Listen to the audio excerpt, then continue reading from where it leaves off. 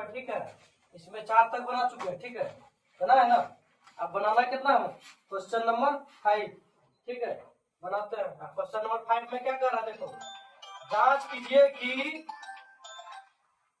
कीजिए कि क्या किसी प्राकृत संख्या n के लिए संख्या 6 पर पावर n अंक 0 पर समाप्त हो सकती है। ये क्या करना है, जांच करना है। प्रश्नावली कितना है, प्रश्नावली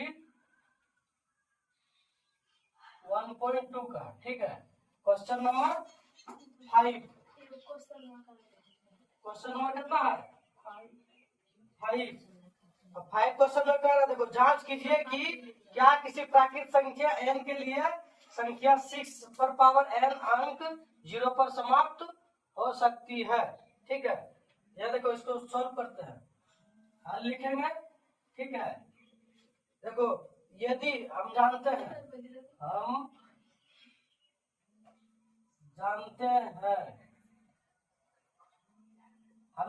क्या जानते हैं, हम बता रहे, देखो, यदि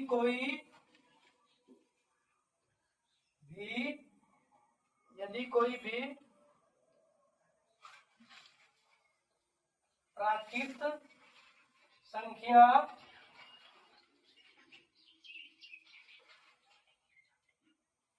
संख्या 0 पर समाप्त होने के लिए इसका अभाज्य गुणनखंड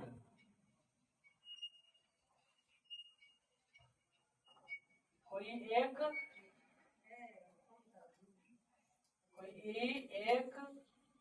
बार 2 गुना 5 के रूप का होना चाहिए, ठीक है। देखो, यहाँ कह रहा है 0 पर, यदि कोई, हम जानते हैं, क्या जानते हैं, यदि कोई प्राकृत संख्या 0 पर समाप्त होने के लिए इसका अभाज्य गुणनखंड कोई एक बार भी, कम से कम, लिख देते हैं, कम से कम एक बार 2 गुना 5 के रूप का होना चाहिए, ठीक है। तो यहाँ मेरा संख्या कितना है, संख्या दिया है 6, है ना, 6 पर n दिया, मतलब 6 दिया है, ठीक है। तो 6 का पहले क्या करना है, अभाज्य गुणनखंड।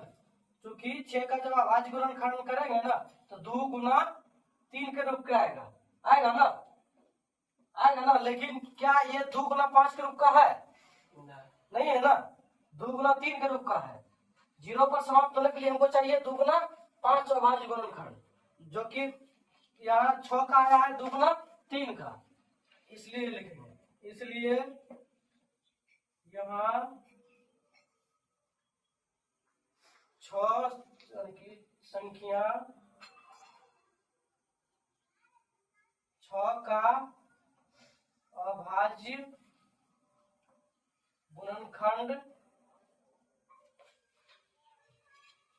2 गुना 5 के रूप का नहीं है ना। इसलिए अतः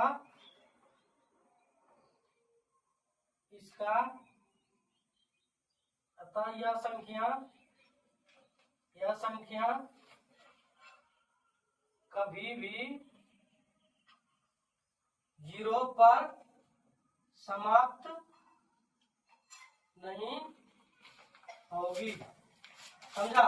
यही मेरा फाइनल आंसर है, समझ गया, सीधा है। 6 का अभाज्य गुणनखंड जब किए तो 2 गुना 3 आया, जो कि मेरा 2 गुना 5 के रूप में नहीं है। अतः इसका अभाज्य गुणनखंड कभी भी 0 पर समाप्त नहीं होगा, समझ गया। इसका अभाज्य गुणनखंड करने पर 2 गुना 5 के रूप का नहीं है, अतः यह संख्या कभी भी 0 पर समाप्त नहीं होगा, समझ गया, समझा। समझ गया तो इसको उतारो बढ़िया।